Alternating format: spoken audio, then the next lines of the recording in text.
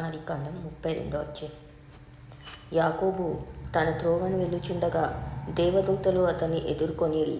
యాకోబు వారిని చూచి, ఇది దేవుని సేన అని చెప్పి ఆ చోటికి మహానయీము అని పేరు పెట్టాను.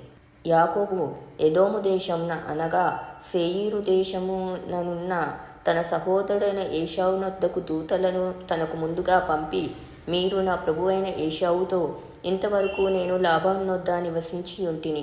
నాకు పశువులు, గాడిదలు, మందలు, దాసదాసి జనమును కలరు.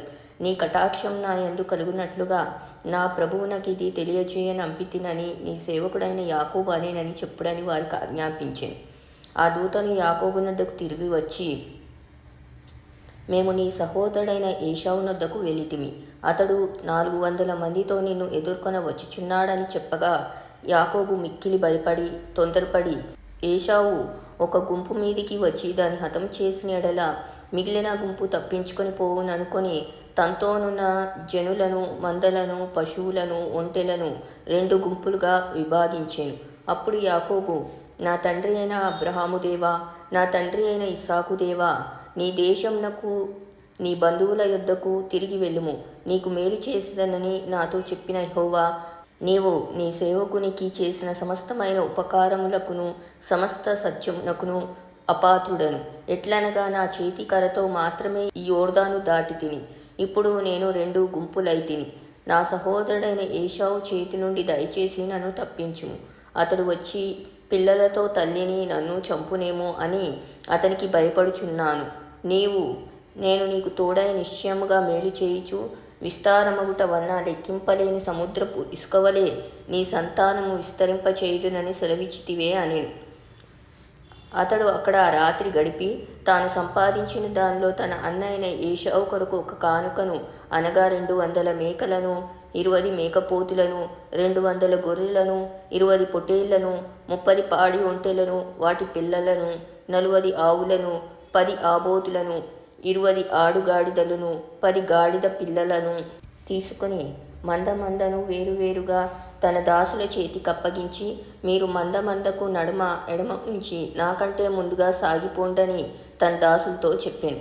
మరియు వారిలో మొదటి వానితో, నా సహోదరుడైన ఏశావు నిన్ను ఎదుర్కొని, నీవెవరు వాడవు, ఎక్కడికి వెళ్ళుచున్నావు, నీ ముందరున్నవి ఎవరివని నిన్ను అడిగిన ఎడల నీవు, ఇవి నీ సేవకుడైన యాకోబువి, ఇది నా ప్రభువైన ఏశావు కొరకు పంపబడిన కానుక, అదిగో అతడు మా వెనుక వచ్చుచున్నాడని చెప్పుమని ఆజ్ఞాపించాను. అట్లతడు నేను ముందుగా పంపుచున్న కానుకల వలన అతని సమాధానపరిచిన తరువాత నేను అతని ముఖం చూచేదను. అప్పుడతడు ఒకవేళ నన్ను కటాక్షించుననుకొని, మీరు ఏశావును చూచినప్పుడు ఆ చొప్పున అతనితో చెప్పవలననియు, మీరు, ఇదిగో నీ సేవకుడైన యాకోబు మా వెనుక వచ్చుచున్నాడని చెప్పవలననియు 2వ వానికిని 3వ వానికిని మందల వెంబడి వెళ్ళిన వారికందరికీ ఆజ్ఞాపించెను. అతడు కానుకను తనకు ముందుగా పంపించి తాను గుంపులో ఆ రాత్రి నిలిచెను. ఆ రాత్రి అతడు లేచి తన 2 భార్యలను, తన 2 దాసీలను, తన 11 మంది పిల్లలను తీసుకొని యొబ్బోకు రేవు దాటిపోయాను. యాకోబు వారు తీసుకొని ఆ ఏరు దాటించి తనకు కలిగినదంతయు పంపివేశాను. యాకోబు ఒకడు మిగిలిపోయాను. ఒక నరుడు తెల్లవారు వరకు అతనితో పెనుగులాడాను. తాను అతని గెలవకుండుట చూచి తొడగూటి మీద అతన్ని కొట్టాను. అప్పుడు అతడు ఆయనతో పెనుగులాడుట వలన యాకోబు తొడగూడు వసలేదు. ఆయన తెల్లవారుచున్నది గనక నన్ను పోనిమ్మనగా అతడు, నీవు నన్ను ఆశీర్వదించితేనే గాని నిన్ను పోనీయనెను.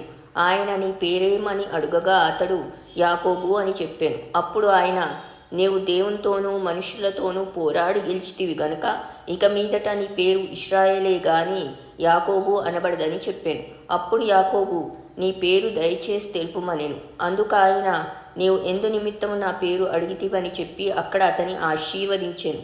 యాకోబు, నేను ముఖాముఖిగా దేవుని చూచితిని, అయినను నా ప్రాణం దక్కినదని ఆ స్థలమునకు పెనూయేలు అని పేరు పెట్టాను.